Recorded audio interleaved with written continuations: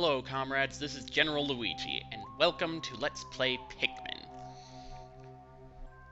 In this game, I shall be assuming the role of Captain Olimar, captain, owner, and entire crew of the SS Dolphin.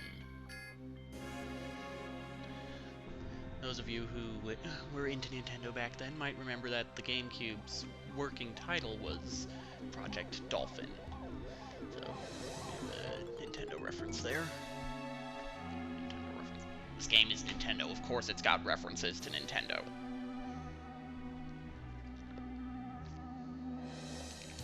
So anyway, chances are you already know the story. Olimar was going to some unspecified planet for a vacation.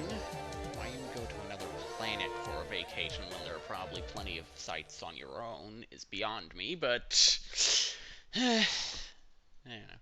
Anyway, on his way to another planet for a vacation, Meteor has different ideas, and so he crash lands on another planet.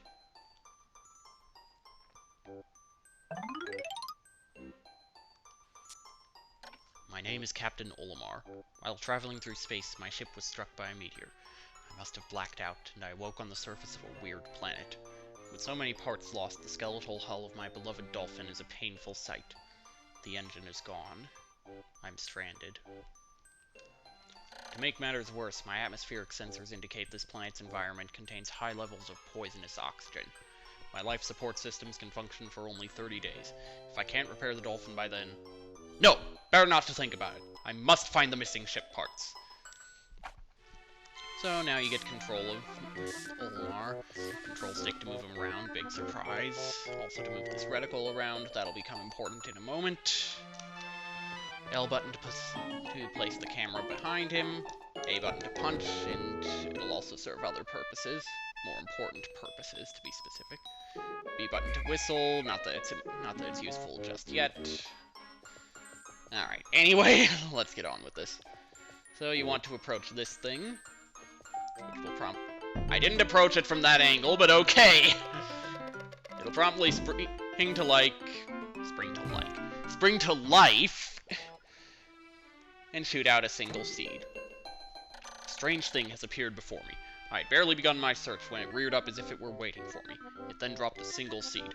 What is it? Is it alive? Is it a machine? It resembles a vegetable on my home planet that we call an onion. I shall call this an onion too. Easy. Let me get my drink.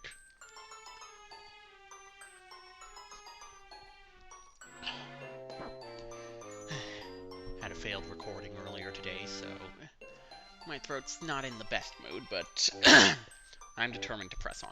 Anyway.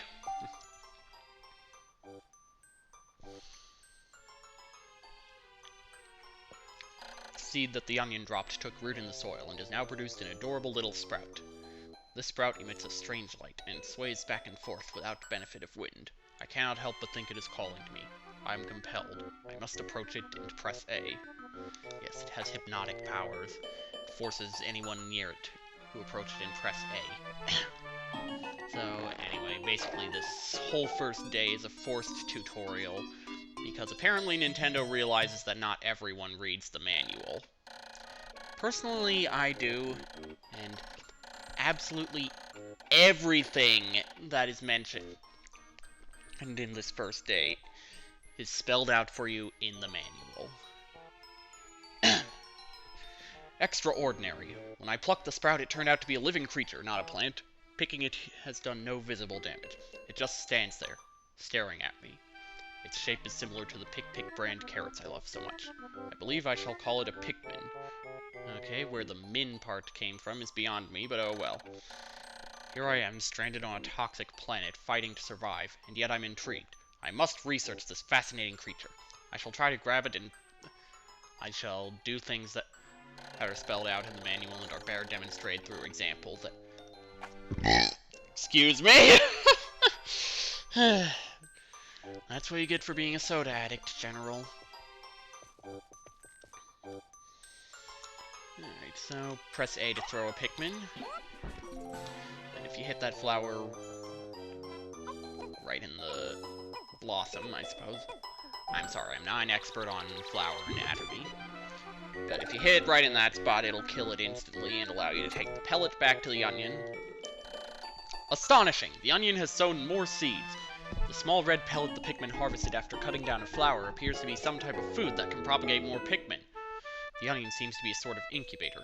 Needless to say, I must study this strange life form more. Alright, so... Personally, I don't think the onion is really an incubator, but... well, this is a video game. The creatures in it don't have to make biological sense. Case in point, these things appear to be both plant and animal. So, Pikmin will follow you around, as you can see. You can press X to dismiss them, which means they will just stand there idle unless there's something they can do nearby, such as an enemy to attack, even though there aren't any enemies on the first day. And press B to call them back to attention. C-stick to march them around. They'll maintain some semblance of a formation when they do that. And I forget, what does the Y button do? Right. Doesn't become relevant until a moment later. Oh yes, and sometimes Pikmin will trip. Apparently in an interview with Miyamoto himself, he said that he wanted that thrown in to make Pikmin seem more human, I suppose. Seem as though they're individual Pikmin, and some are clumsier than others.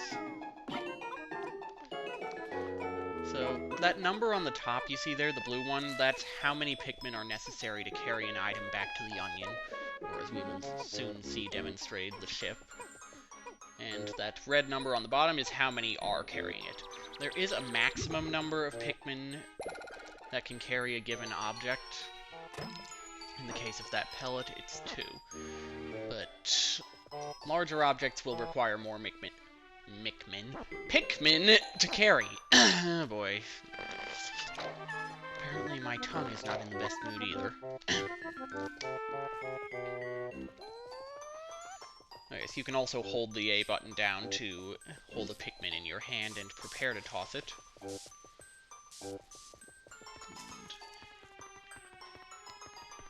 Ah yes, and Pikmin AI isn't perfect. Sometimes they'll get caught behind other objects. And that can be problematic at times. And those 1 pellets will always yield 2 Pikmin if taken to an onion of the same color. This one will actually yield 5, and it also requires 5 Pikmin to carry it.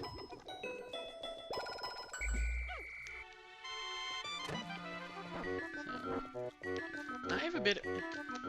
If we're going to have to make Pikmin make biological sense, I actually am going to put forward the idea that the onion is actually a special kind of Pikmin. Sort of like a queen ant in an ant colony.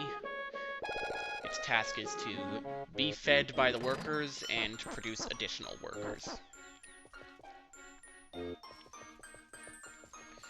Of course, my theory is called into question by the fact that we never see a Pikmin mature into an onion in this game or in Pikmin 2.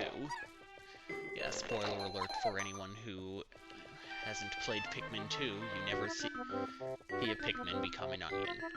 So that does call my theory into question, but we never really do see what leads to an onion being created, so it's still a possibility. Okay, so anyway, now that we've got more than 10 Pikmin, we can push this box out of the way and proceed further throughout the game. Through the game. Into the game. And to think I'm a grammar Stalinist. Anyway. Oops, I skipped that portion. Oh well. He's just telling you stuff that we've already seen demonstrated through our gathering of pellets. And Pikmin can do more than just gather things. They can push things out of the way, they can destroy things. Oh yes, and let's go ahead and approach this.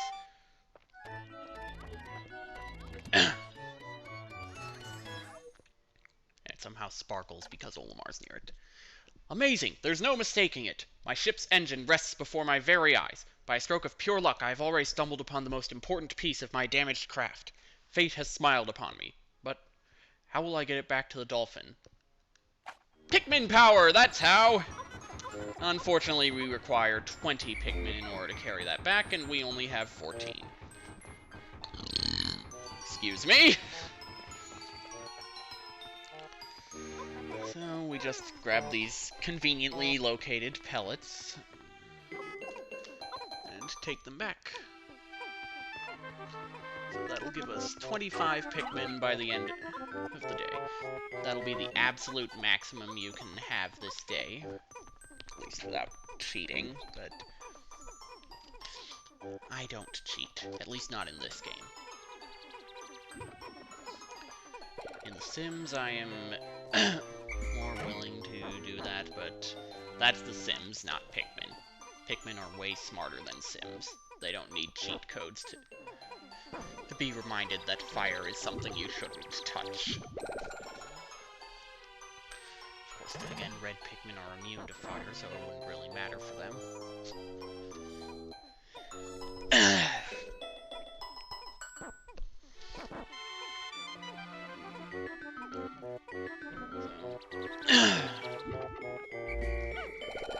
Now I'm going to have 25 Pikmin, and we'll be able to... Right. When many Pikmin seeds sprout at once, I find it rather tedious to pluck them from the ground individually. My wife always told me I was no good at routine tasks. That makes two of us, Olimar. I guess I'll try to get it all done at once by repeatedly tapping A until I pick all the Pikmin from the ground. I've noticed that when I add Pikmin to my group, they become filled with excitement and flushed with bright color. At other times, they revert to a paler hue and give off a dim glow. Paying close attention to these differences is bound to help me distinguish between Pikmin. So basically what he's saying... I meant to grab a Pikmin and pluck it, not throw another one. So basically what he's saying there is that idle Pikmin will be a dimmer color, while active Pikmin will be bright. Case in point, right now they're bright red, now they're sort of a dim pinkish color. And if you approach them, they will come back to attention, but the whistle is typically more convenient. Alright, so let's go ahead and grab that engine and be done here.